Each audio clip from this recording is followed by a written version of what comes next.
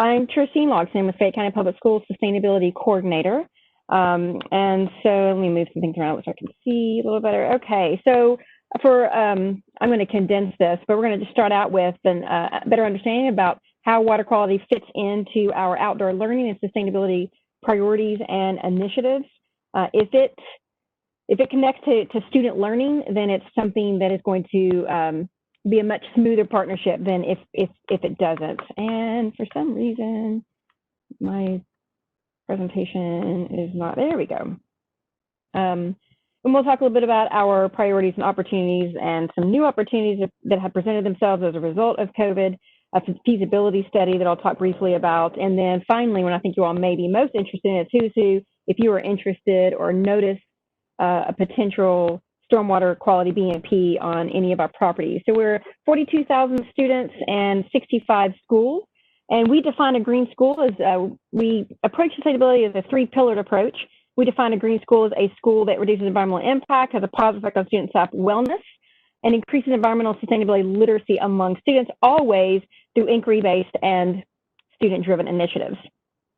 So my background, just really quickly, I taught at Henry Clay High School, AP Environmental Science and Biology. I was in the classroom for 11 years and before transitioning to this role. So I interface mostly with teachers and students, and most of what I do is sort of a grassroots. So plenty of times, I work, of course, very closely with our operations and our grounds people, our facilities and design director, our child nutrition director, and our operation, all the non-instructional side of our district, of course, but most of my time is supporting teachers and students. So we started looking at sustainability with a very special emphasis on energy in 2010. We now have sustainability coordinators in all of our schools, and just this past April, we're designated a U.S. Department of Education National Green Ribbon School District, the first in the state. And if you're not familiar with that is, you may be a part of a blue school, blue ribbon school. This is it's out of the same department, U.S. Department of Education. So each of our schools, our curriculum side of what we support on sustainability is a program called See Kentucky, and Sustain, Educate, and Empower. As I said, we started sustainability 10 years ago with a focus on energy. Since then, we have been able to divert almost $13 million away from utilities back into the classroom. Very special emphasis on STEM and our environment.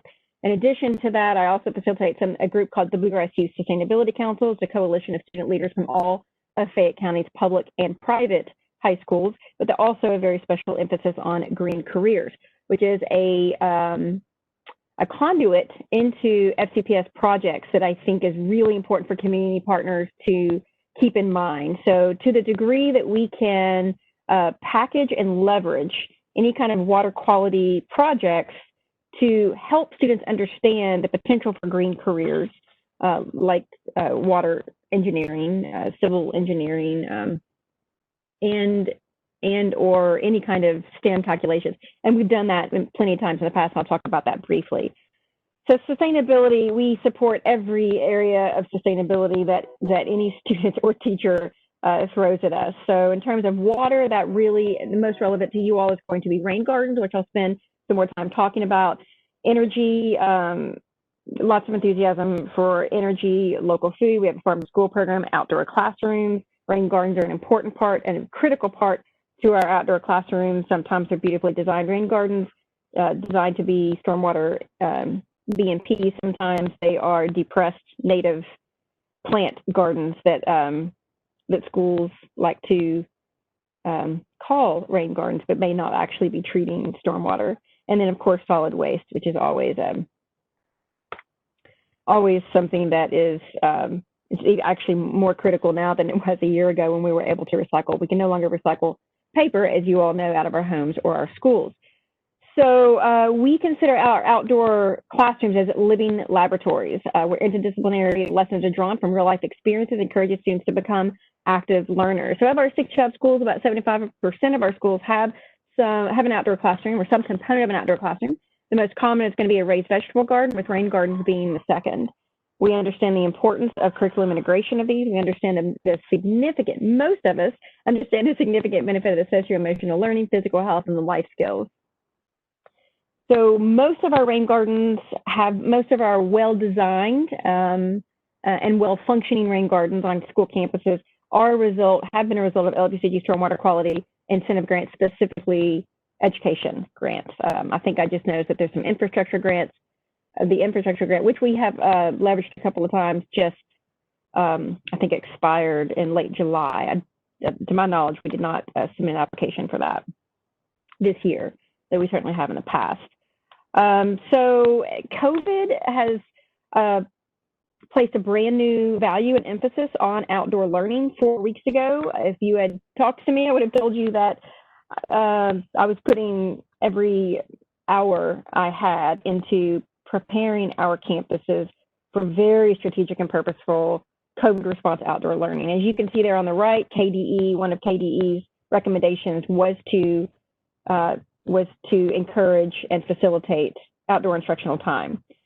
Now, of course, that is not a priority as we're NTI 2DF, but as we go into hybrid and even back into traditional, whenever that may be, this situation will have revolutionized, I think, the way that we think about outdoor learning, which I think is going to be from which as how that might relate to you. I think it really does open some doors on some potential stormwater BMPs. This year, for the very first time, Fayette County FCPS, we have a brand new school opening this year that you may have heard of, called Rise STEM Academy for Girls. It's a school for kindergarten through second grade. They're going to add a grade up to fifth grade every year, and for underrepresented minority girls. And for the very first time, we have a certified school-based position on STEM outdoor learning. And so I anticipate that to be very successful. I anticipate that to be very well received and perceived by the school community and parents. And I think we're going to, again, as this relates to you, my husband's been teaching for 23 years at Henry Clay High School, and they have an outdoor classroom there, and he is not one to want to leverage that. He's just not comfortable with that. Every year, there are more and more teachers who are understanding how to leverage outdoor learning and how to use their campuses as living labs to help our students understand. One of our very first rain gardens was like in 2008, I think, Morton Middle School, right in front of Morton Middle School. And at that time, plenty of neighbors did not understand why there was what they would consider an unsightly weed garden all through the winter in front of Morton Middle School. So this took a great deal of education to help them understand that's what a rain garden is supposed to look like. And that's what we can leverage students for. Students can be incredibly effective at sending messages home, not just to their peers and to their teachers, but to their parents, and they can be very effective at that if we equip them and give them that opportunity and empower them to do that. In 2017, we did receive a water quality grant for a feasibility study to determine the top 3 stormwater improvement projects favorable for FCPS. And the criteria we were looking at to develop that was to reduce stormwater runoff, improve stormwater quality, create an infrastructure for outdoor learning, and then, of course, offset our water quality management fees. We pay about $300,000 a year in stormwater quality fees, $360,000 annually in stormwater fees. That's a primary reason why we see permeable pavement come in all of our construction or renovation projects that I can think of over the last 8 years at least. Time is it? So I kind of, when I think about who's who in FCPS, I think about 3 main types of projects. So we have our large projects, infrastructure grants that have been funded by infrastructure grants. And this is not going to be at all a comprehensive look at all the different kinds of projects that we have done as it relates to stormwater, but this is a pretty large category. Mill Creek Elementary did leveraged an infrastructure grant for stream restoration back in like 2008. Clays Mill Elementary did one similarly in about 3 or 4 years ago, I think. So there's a lot of benefits to that. There's some obvious and inherent benefits to that. Some of the challenges are going to be maintenance to that. And I think a whole other topic of conversation, maybe set for another day, is how far our grounds and operations division have come in recognizing the value of rain gardens, stream restoration, the instructional value, but how many hurdles they have to overcome to help maintain those areas. And so, as in the case of Clay's Mill, for example, operations is contracting with a third party to help maintain that space. And that's the kind of thing that they would prefer not to do. They would rather have the school community take that on. And that is always our best case scenario. But teacher turnover, especially in the case of the Mill Creek project, I think we had something like 5 science teachers in 4 years right after that project. And that really does make it difficult for that school community to embrace and understand the value of those kinds of projects. However, for those infrastructure kinds of projects, I could be a contact person if that's something that you'd be interested in discussing, or Jeff Harris, who is a colleague of mine. If you've worked with FCPS on any of those kinds of projects prior to 3 years ago, you may be familiar with Kelly Breeding, who is retired now, but we are in that department. Second large category of projects would be construction and renovation. So our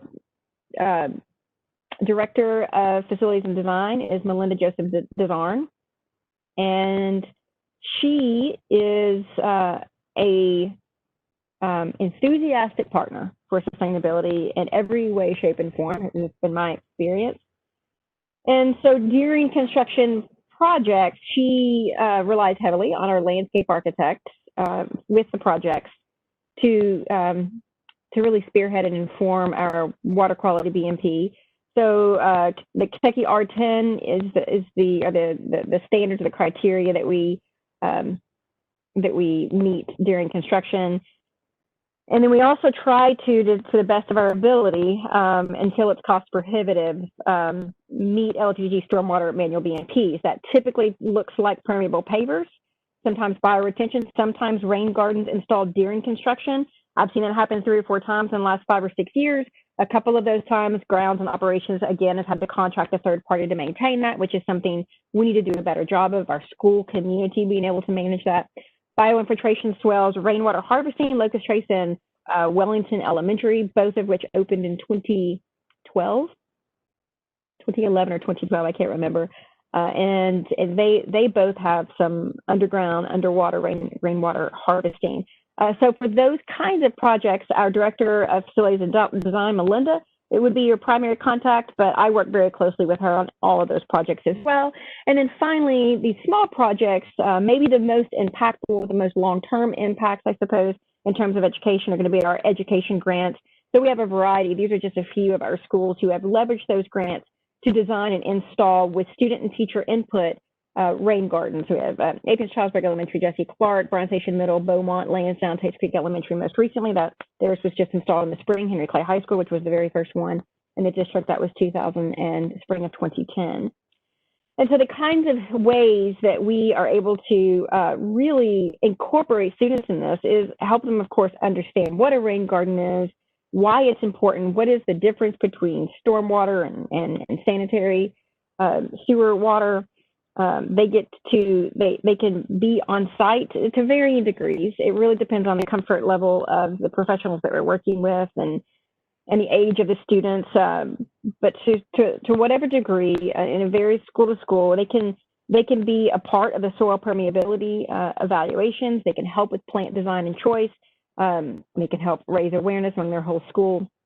And then we do typically do a teacher training. If you look at the top right-hand corner, you'll see a sign. This is the template that we use for most of our school rain garden projects. You can see that in the top right-hand corner of the sign. You may not be able to see it that well, but it's an identification table so that students can identify what different types of natives they're looking at.